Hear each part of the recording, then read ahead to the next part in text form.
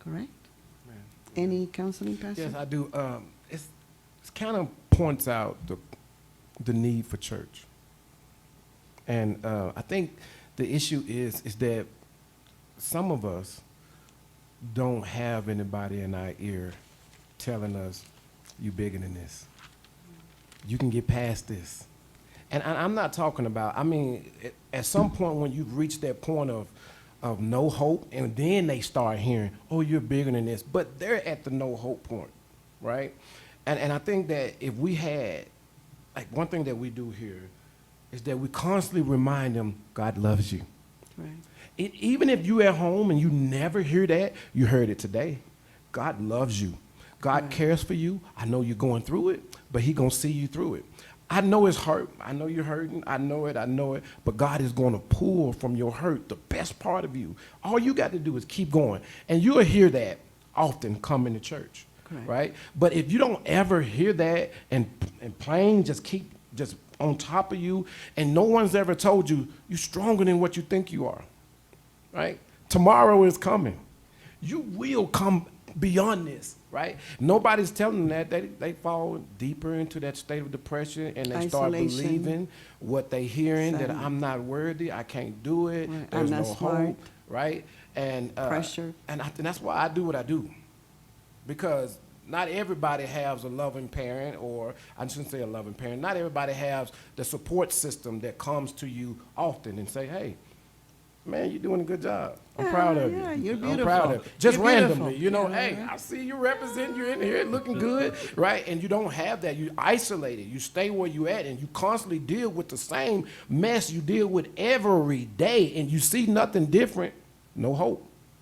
And even when you meet somebody now, you got to a point where it's all dark and you see no hope, and your life is repetitive. You still, and you're not getting the positive stuff that most of us get when we sit around this table. And when we come to church and we hear that person's not getting that, and they're constantly doing this. And so when somebody recognizes that they're bad off, and now we come in the picture and we're going, oh, life is better, and they're going, I done lived 18, 16 years and it's been the same.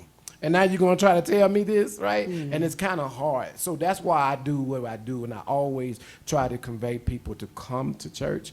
And if nothing more, if you don't even remember nothing that the scripture is saying or nothing, you can remember God loves you. Correct. Right? And he cares for you. And I promise you, as I sit here and I do my message, and sure enough, when you start to reading scripture, people pull out their phone, they stop listening. But in the end, when everything dies down and you say, God is speaking to you, I'm telling you, the young people's faces are watching, and you cannot ignore what you heard. God gives us 2 ears for a reason, right? And if you hear it enough,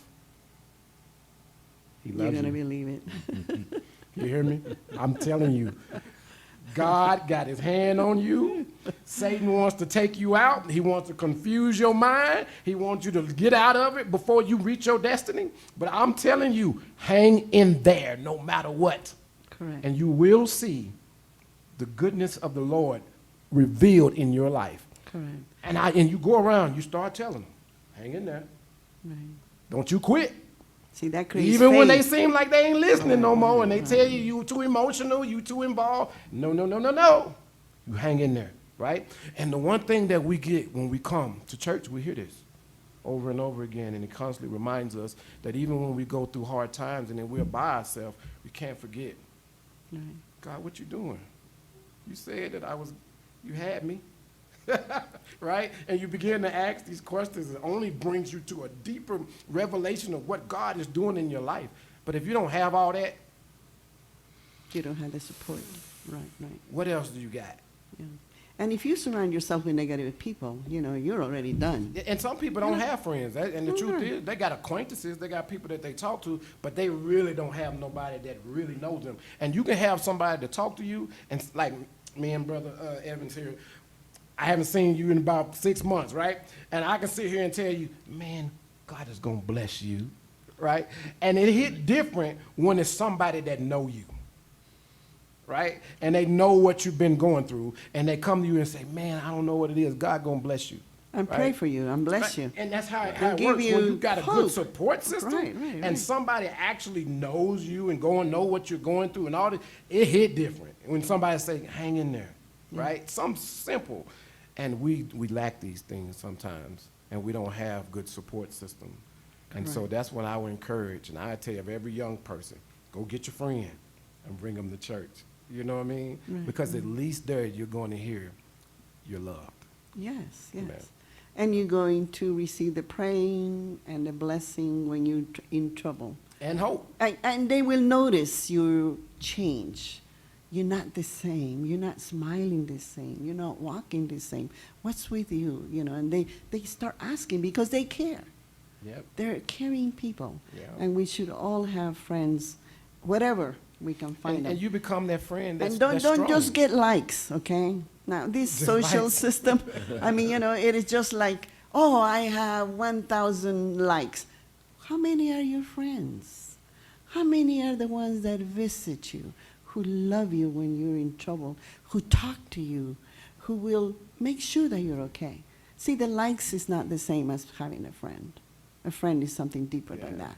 The friend is the one that loves you in spite of all your wrongs, in spite of all the things that you do that are not smart, okay? But will celebrate your life, will celebrate you as you are, but also will encourage you to become better and better and reach higher and higher and higher. Reach your destiny. Friends, if you're considering suicidal thoughts, I can tell you what this morning we heard in this church by Pastor Marlon Thomas, okay? He said, you were wonderfully made in his image. How could he not love us? How could he not love us when he sees himself in us? And then he said, your life was God's idea, but it's your choice how you live your life. And today, friends, we're asking you to reconsider, to refocus. You have a purpose in life. You have a calling in life. You have things to achieve. Don't settle for anything less. Live to your full potential. God wants to give you life and hope. So, anything else? I thought Marlon's comment was absolutely impactful. And he Yes, mentioned, it was. And just so y'all know, he mentioned about his It was daughter. today. It was Yeah, today. yeah, It he is a mentioned- timely message. Right. And I thought it was really good for encouraging those who don't have hope and feel like their life is not worth anything. He mentioned about his daughters. He has 3 daughters, and he talked about when his wife had his daughters, he would look at them. And even though they hadn't done nothing on earth to deserve his love, he couldn't help but to love these little girls because when he looked at them, he saw himself, right? He saw that he was in them. And he was telling us that that's how God tends to look at us. Correct. We're made in his image. He chose to give us this life. And so when he looks at us, he looks upon us with love because he sees himself, you know what I mean? And I thought that was very good, for, you know, because it's true, you know. As a father, a new father, I got a 2-year-old and a 5-month-old. Miracle babies. Miracle babies. Yep. And After 20 years of prayer, and miracle I promise you, babies. every morning when I roll over and I look at these little babies, I think, oh my God, these are my kids. Look at them, you know. And so, yes, I agree. It hit home because he's right. There's nothing they could ever do Right. that will, that I won't give my love. Right. And on Sunday, we're going to be doing a mini podcast during service, and we're going to be honoring the veterans. I think we're going to have fun with that. But one of the things that I want to mention to the veterans is that whenever they have survived, they feel guilty because their friend, the next one down, Survivor's remorse. yeah, someone lost their lives, okay, next to them. And so they feel guilty about surviving. But what about if we just take another look at life and say, I'm going to live because they couldn't. Because of. Because of. Not what if I would have died? What if it would have been me? What if I would have done this? What if I would have done that? Well, you Right. didn't. So find some compassion for yourself and move forward, and because of Hannah, I'm here. Because of, and I start out every meeting with saying, who have you lost? Because someone in the room has lost somebody. Correct. And then we talk about that person for a minute. So, because training triggers people, right? You've seen that. Yes. So I just say, I invite them, say because of your friend, I'm going to learn how to recognize suicide in other people and help. Correct. So, yeah, it works right across the board because of, Yes. because of, So live your life. because of. Live your life to the fullest. Now, where do I go if I want to hurt myself, or if I want to hurt others, or if I feel suicidal? Where do I go? Tell me. Yes, Sheriff? What would you say to that? Well, there's a lot of places you can go. Thank you, and thank goodness. That's what I wanted to open. There, friends, there are a lot of places where you can go for help. So tell us some. Right. So, you know, with the Sheriff's Department, right now, the best place is call your local police department. Okay? They will come. Okay. They will talk to you. They will make sure. Do we that- have people that are trained to handle those calls? And because I don't want just, I'm sorry, I don't want to just have any just policemen show up on my Right. door. Right. And there are people trained to deal with mental health situations. Okay. Or, as I was saying, crisis type of In crisis. situations. Okay? Sheriff, doesn't it depend on if they are a threat to somebody, like if they have a gun, or they'll be treated, the situation will be treated differently, Correct. right? Correct. I mean, if Safety it's- first, right? Safety's always first. Correct. That will, you know, that there will be different situations where sheriffs will go in and into a mental type of a situation. Okay. You know, we will always be safety first. You know, weapons, make sure everything is safe before anyone else will make contact. And from that point, there will be resource after resource after resource as far as Referring counseling, them, okay. medical treatment, you know, whatever is needed for that patient. Okay. You know, a lot of times it could be just to the emergency room for an evaluation where a crisis worker will meet to speak with that person. And from that, you know, that point, it's just endless. You know, after the evaluation's done, you know, then they kind of make a judgment on how should else you need. how should we do this, Proceed. right? Right. Right, and in no way will that person be left alone from that point. Okay. You There's know, going to be someone there will be, following. right, there will be giving somebody the there care. until they get all of the care that is needed Okay. before they're released.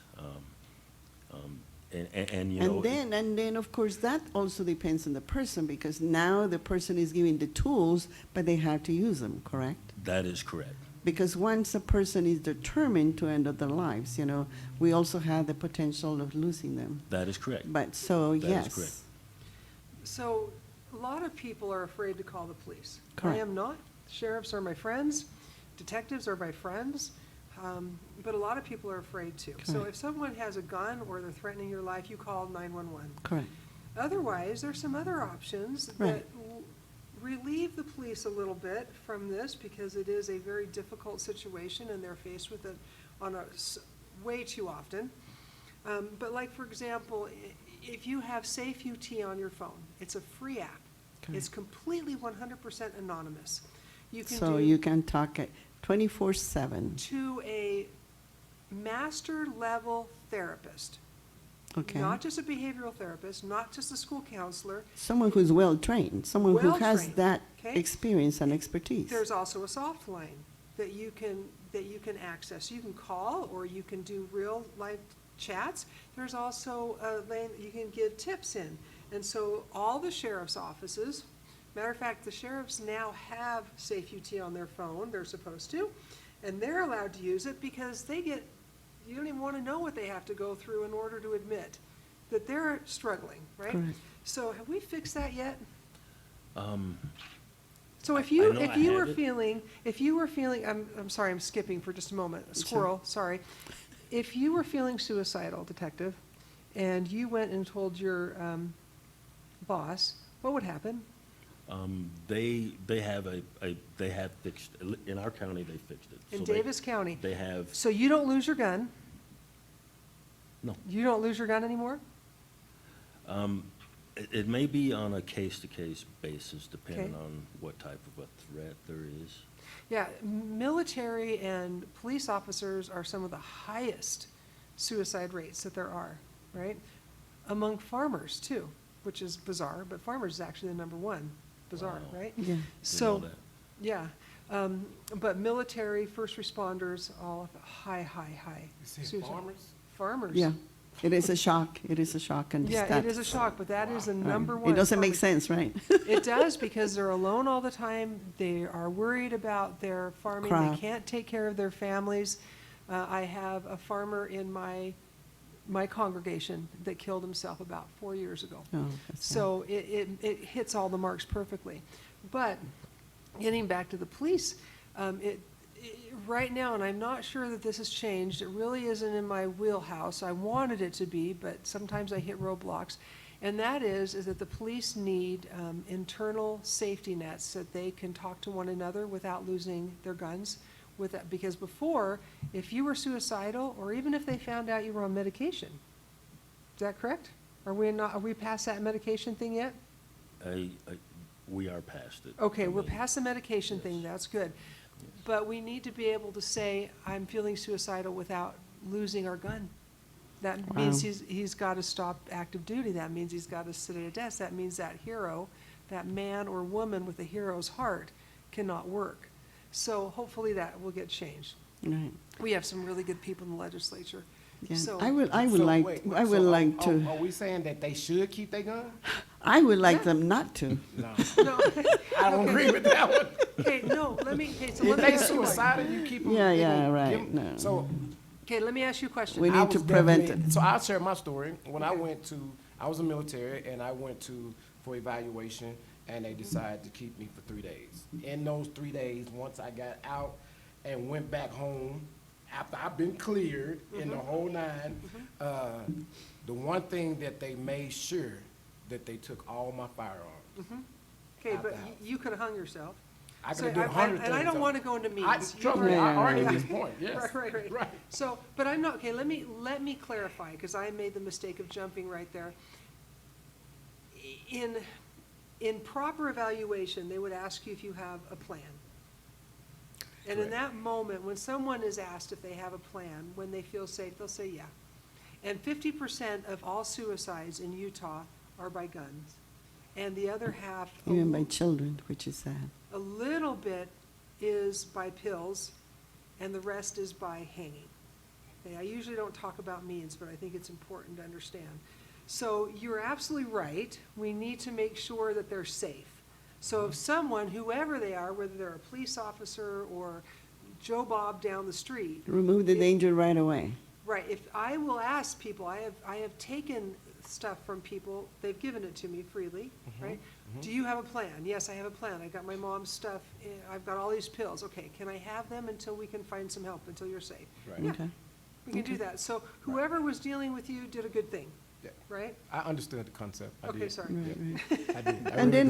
and of Understood. course, I got it, but the thing is, I'm thinking, if you meet somebody who does have it and you make a determination to keep, let them keep their firearm, and they did use that firearm to, commit suicide, and then every after-action report is always leads to what leadership did Yeah. to prevent this, Right. right? And we knew this person was suicidal, and we did not take or make sure that he did Right. not have firearms. Got And I it. think that will reflect on the leadership portion of what they did to show that they were not concerned. only, but what You about the know, mental? I think you just changed my Guilt. mind. Because I agree with that, and you're absolutely right. Right. What I want is for a police officer, and here I'm in your lane, so maybe you're the one that should be talking, is that I want them to be able to say, because that's the whole point, is be able to say, I feel suicidal, I need help, right? We want them to say that, and yet immediately they're benched, or immediately this, that, other, and it's a black mark. So what happens afterwards needs to be changed somehow, because you To guys don't restore want to do it. them, right. You don't right. want to do it, Right. and now we've got higher suicides. So how does it have to change? Right, so that's a good question, because there just has to be a complete forward evaluation and a counseling session preceding it, and a procedure to get that officer back into his position. So you have to give them hope. So there has to be a Right. process in making, and a step-by-step process, okay, this person is okay, and now we can give him his weapon back. Right, right. Because no superhero wants to admit, and you guys are all superheroes. I'm not enamored. I am a little. But I am a little, I have to admit it.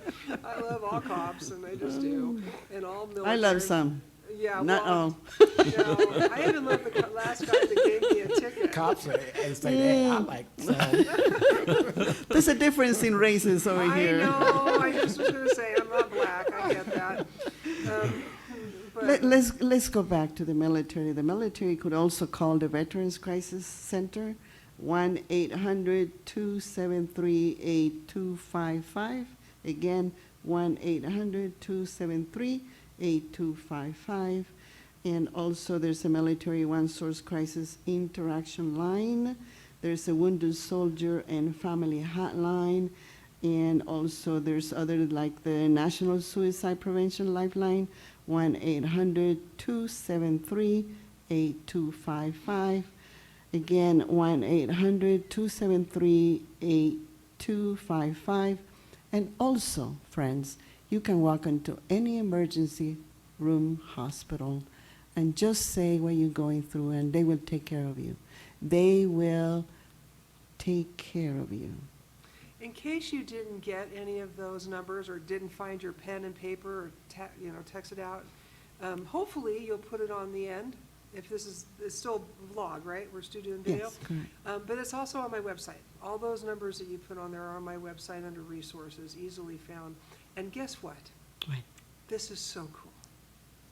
I was just a part of it. I didn't initiate it, and it's great. We have a new number. So 911 means what? Yeah, help. Right? Well, guess what now is a suicide number, and it's still being implemented. It's been approved, but 988 is going to be the national number. So you don't have to remember All of 1-800 those. numbers. Yes. Nice. Oh, okay, that's Isn't that, pretty and cool. Utah did that. Utah. Oh, my All goodness, we're those the leaders. evil legislators, all the evil legislators did that. Wonderful, wonderful.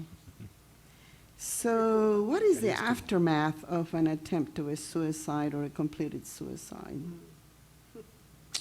We need to go there. See the ifs, that I could have, that I should have, all of those things are part of the process. And we need to stop that, because there are a lot of times that you couldn't have prevented. You didn't see it. You didn't even have a clue. Okay? On my website, there are links and documents for what do you do after suicide. Grief is very personal, Correct. and it's very, very private, and everybody grieves differently. And I would just recommend that if you're grieving, honor that grief. It's your love. It's your love. Know that it can be better. Know that it can get better. And if you do things because of your child, or your husband, or your wife, or your cousin, whomever, it will be empowering and rather than debilitating. 1 year, the first year is going to be the hardest, because you're going to have all the milestones of birthdays and family vacations and just, graduations and whatever else happens in a year. Second year is difficult because everyone kind of goes away. So if you're somebody who's close They to think that you're over, right? Right, well, the what- friends think that you're over the So grief if process. someone told me, and I did have some people say, Laura, you shouldn't be so sad because that makes Hannah sad. And that was the only time I ever got mad at somebody. And I said, you know what? Hannah's with God. She's fine. I get to be sad. I can be sad as long as I want to be sad. If it goes... It's a human yeah. feeling, the grief. Yeah, you can't... And different steps too, yes. Yeah, but it's linear. It's not lineal. It's circular. So those steps of grief, Yeah. don't hold yourself to it. Oh, no. You Yeah. go in one, and then you go to the next, and then you go to the next, and then the other one comes back, and it is, yeah, Right. it is a forever Right. kind of cycle. And you know, the circle of that grief is that it's not the same for each person in the family who's lost. Nope. Maybe one is in denial, what the other one is accepting in, Right. and at the same time, maybe the other one is totally devastated, crying, and everything else. And you think that this one is okay, and then the people around think that no one is grieving because how come she's crying and the other one is not? And how come the other? But it is not. Grief, as you said, it is very personal, and it just comes in cycles, and you have to live it. You have to get through it. My husband grieved very different than I did. And he's still mad at God. Not He's mad at surprising. God, yes. Yeah, not And you know what? surprising. God can handle that, Right. right? Mm-hmm. He was very private. He didn't want to talk to anybody. He was very private. And I was very open. I needed people around me all the time. I would sit on my porch and just pray that people would come visit me, and they would. They would just come. I mean, I must have sat there for 3 or 4 months. So you're right. Everybody is different. I have a document that's called, and it's very apparent on my website, it's called How Do I Help After Someone's Died of Suicide? And it's a real easy document to read. I'd highly recommend everybody read it. And how to approach people. Sometimes you don't have to say anything. Nope. Just be there. Sometimes. Just hug them. Sometimes people don't want to be hugged. Right. Sometimes people don't want you to be there. Yeah. So it's a matter of really, Understanding and loving the yes, person. and not making it about you. Right. Oh, that's so good. Say that again, please. Okay, I will. Don't make it always about you, Marion. It is not that I want to look good or that I want to be presented as a good friend. It is Right. just about the other person, Right. how they feel, how they act, Right. and what they need. Right. And if I am wise enough, maybe I could ask, what do you need? Yeah, that is really smart. I talked to a friend that just lost somebody, not to suicide, but a child to a car accident, and I said, tell people what you need. Ask for what you need, because your Yeah. expectations might get you in trouble. Right, right. Right. Because I may not be able to read your mind. I may not able to read your email, or I don't know you well enough to know what you need. Right? But tell me. Right. And that is a hard thing, especially in our culture. Our culture kind of expects you to provide what we haven't asked. It is just if you're a friend, you will know. Right, If you right. are our partner, you will know and understand you. If I don't need to ask you to go and do the dishes. I'm sorry. No. Yeah. You should know that you should sweep the floor. You have to ask, then you don't know me. You Exactly. notice the women that are talking and the men that are quiet right now. They've heard this from their wives. Those darn expectations. Well trained. That's right. Right. Some of the other things that the aftermath, and you friends who may be thinking or may be going into that situation of suicidal thoughts, is that there is an aftermath, and you're going to leave a lot of people in grief, asking themselves, what did I do? What didn't I do? What didn't I say? How come I didn't read those things? How come I didn't understand it? And then, of course, there's the hospital and burial expenses. Okay, but I don't want to guilt anybody. No. I just want to alert them of what Yeah. it could happen. What Because they- in that stage, they're not thinking about the consequences. Right, and I don't want to guilt them into staying. They don't have to be responsible for my feelings. That's why they're there now. Because they feel guilty. Mhm. Because they're not good enough. Because they're that special child that didn't live up. So I don't want them to think if they go, then they're now responsible for me. Because they're not. Right. Absolutely 100%. I'm in charge of my grief. Period. Correct. Nobody leaves their pain behind for everybody else. Right. Period. You know what I just did. You are a perceptive soul. We are sitting here talking without talking, are we not, Pastor? Dang. I'm Hey, surprised get out that of my you- head. I'm surprised you got it. I totally got it. Okay. But the saddest thing to me is that they're not completing their assignment and they could have a beautiful life, because tomorrow usually brings hope. There is a tomorrow. There is a tomorrow. You know, solutions will come. Friends may show up. You know, a new job will come. A new relationship will come. You know, and if you're a 12-year-old, of course, you know, those puppy loves, yes. You know. A 5-year-old. A Yeah. 5-year-old Oh, that dying of is so suicide. sad, yes. 5. Yes, So- What is that child's head filled with at 5? right. A lot of the times it's just what they're living in their home, you know, You know, what they're and- seeing. And you look at some of the people that, and I don't know, we don't have any rough places in Utah, do we? Do we really? I mean, don't we have a pretty good life That here? depends on who you ask. Yeah, well, I'm asking. I'm asking. We got a good life in Utah. I'm asking. And just 5 years old. Yeah, right. And I did not want to bring that up, but I will. Okay, good. I will, since you brought it up. Okay. 5 years old and committing suicide, and I truly believe, this is my observation, don't be mad at me and don't judge me for this one, but I have the great joy of speaking with a lot of people about a lot of different problems, and I have come to find out that it's a result of upbringing. And I some of it is, in a way, not all, some, but the parents just not doing the things that gives kids that fortification that first off, kids are the meanest kids. I mean, kids will tell you your breath stink, you know what I mean? They mean, they just mean. And I think every parent needs to prepare their child for those things. And if you don't, now for example, and I hope nobody don't. Oh, just say it. Okay, so Is that you work hard? Come on, just say it. I know parents that I have counseled with kids who send their kids to school, and the kids are kids. They talk about it, you know what I mean? You adopted, right? And the kid like, I'm not adopted, go home and cry all over the parents, and the parents, instead of helping fortify this little kid's mind and say, are you adopted? Why are you letting that get to you?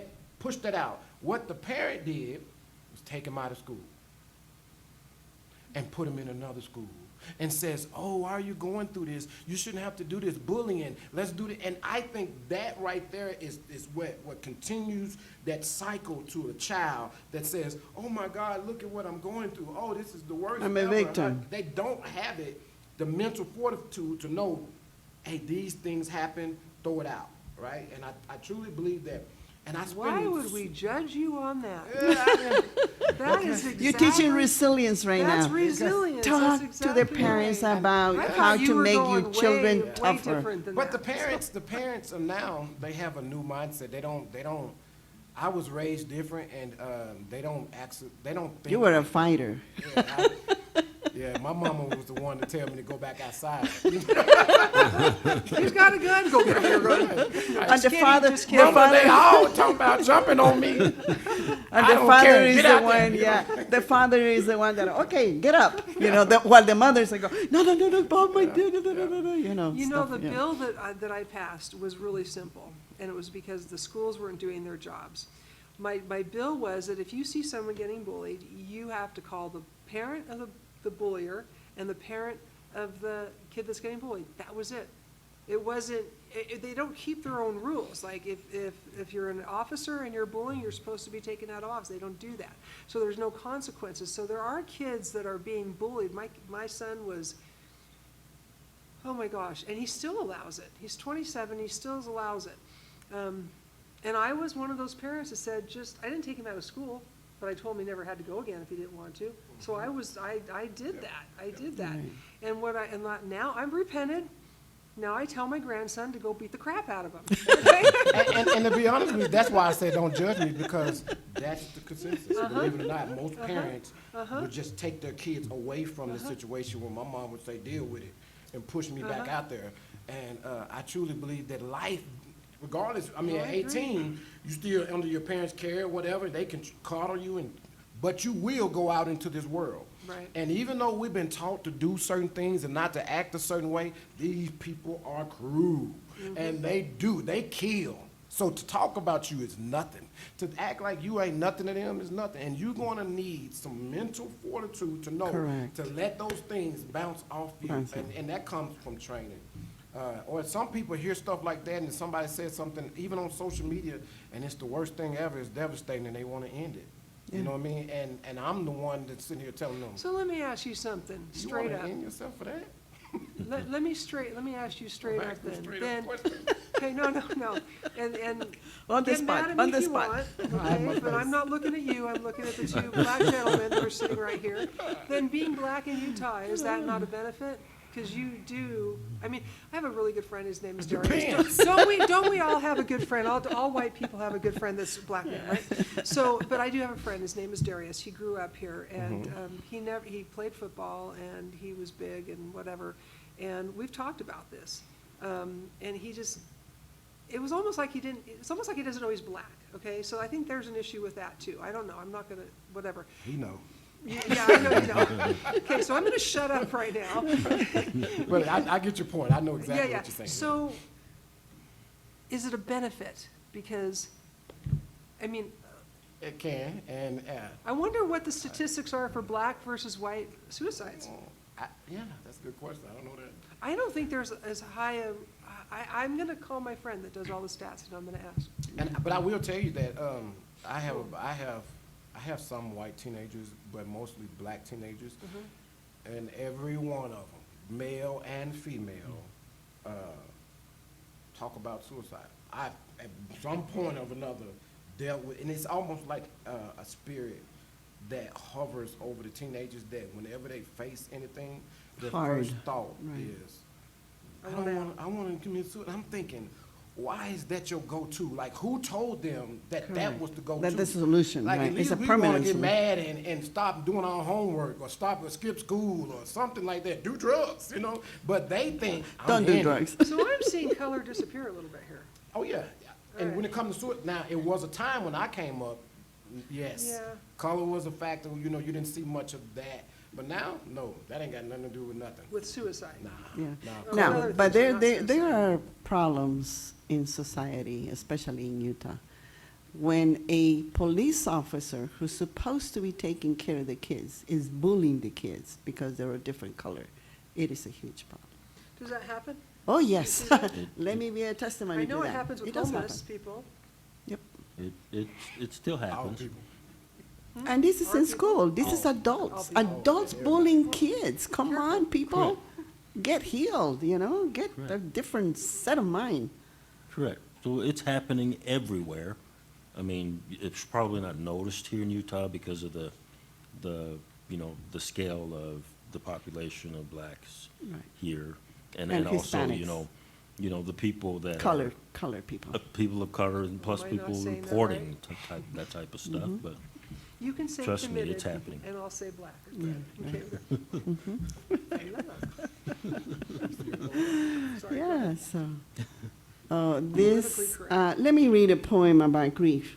It says, so many hearts are hurting today, thinking of a loved one. I pray God will help each and everyone to find a way to keep the sweet memories alive, to heal the broken hearts, and keep them open to face another day, because life will move on and the sun will shine again. And it was by Karen Kostila. So, dear friends, there is hope. We're here to let you know that there are avenues for your pain. There are avenues where you can go to. There are lots of different places, government, hospitals, schools, a friend, churches. We're all here to help you. Whenever you don't feel good, whenever you feel like you have lost hope, hope is there. You just need to embrace it and search it. And let me tell you one thing, because that was my own experience. When I lost my sister, I told what I thought was going to be I thought it was my best friend. And you know what? There was no response. Not even, I am sorry. what can I do? Nothing, absolutely nothing. And you know what that did to my spirit? I closed it. Because it hurt so deeply that they could not even acknowledge. She could not even acknowledge that I had lost my sister. So guess what I did? I didn't tell anyone else, all of my other friends. I couldn't. The pain was so huge. And so many, many, many years went by, and I couldn't talk. I couldn't write. I couldn't, and I separated. I distanced myself from my friends. Okay? It took many, many years for me to heal from that. So what is my point? My point is, if someone does not give you an answer or give you hope, go to a second one, or a third, or a fourth, until you find a help. Whatever it is, you know, counseling, whatever. Go and talk Come about your see pain. me. Yeah. Pastor has a heart for the telling youth. you, man, I promise you, I can point it out. I definitely can do that. Yeah. Yes, yes. So resilience is very important. Let's teach our kids to just not pay attention to all the dumb things that the rest of the people are doing, and that we can grow our young people to be stronger, you know, stronger in the mind, to reject all of the things that are not true, you know. So anyway, Pastor, you want to finish? Anyone, That's you want good. to say anything else? No, I think that's good. I want to just encourage anybody who's dealing with anything. I truly believe that you just got to recognize who you are. And where you are right now is only part of the story. It is not the end. This is not your life. Correct. This is only going to push you to your destiny, which is great. Just hang in there. I can give some Bible stories. I can give you plenty of examples of these things. Can I give you one? Joseph, what about, yeah. Joseph, who was sold by his brothers, and anybody Oh, who yeah. ever dealt like felt like Betrayal. his family don't love you, nobody cares, and they sold him, and he went and tried to be a good worker, and the worker and the wife turned on him, and he went to jail. Yeah. And then all his friends he helped in jail, they forgot about it. Oh, And the absolutely. truth, if there's anybody that has and who's only tried to do the right thing, has a reason for giving up, it is Joseph. Correct. But we have to remember there is a tomorrow. Yes. Because one day when he woke up, they actually called him up, and he became second in command because he interpreted the dream. He said, not I, but the Lord. He always kept his focus that it was God. Yes, And if yes. we can keep our focus that it is by God's strength that we keep moving, and even when we lose ours, we tap into God's strength because he's the one that's going to carry us through it. And even when we get through the tough times, as you get to the next day, because tomorrow is coming, you will find out that you may end up being second in command. Right, That right, your right. second It was part just of a your trial. life is just to set you up for the biggest and the greatest thing that you have ever seen. So I encourage everyone, keep living. And if you are hurting and if you don't know and all these other things, come see me. I promise you, we're going to pull it out, and I can show it to you. We can give you hope in God's name, right? In God's love. In God's name. Yes, yes. Thank you for tuning in, friends around the world. Thank you, Brother Evans, for showing up, and Miss Laura Warburton. Wow, you guys are powerful. Thank you. Thank you, thank you. Thank you, This guys. is the second one that we do with you, and we're so proud and so thankful. So take care. And Bye. for our Yeah. listeners who are watching this, if you get a chance, check out the first one. It's audio only. You'll be blessed. There's a lot more information in there. With a psychologist Brother David, also. Yeah, Brother David Evans shared a lot of his stories in there too. Check it out. God bless you. This Juniper Tree podcast, checking out. Peace. Bye.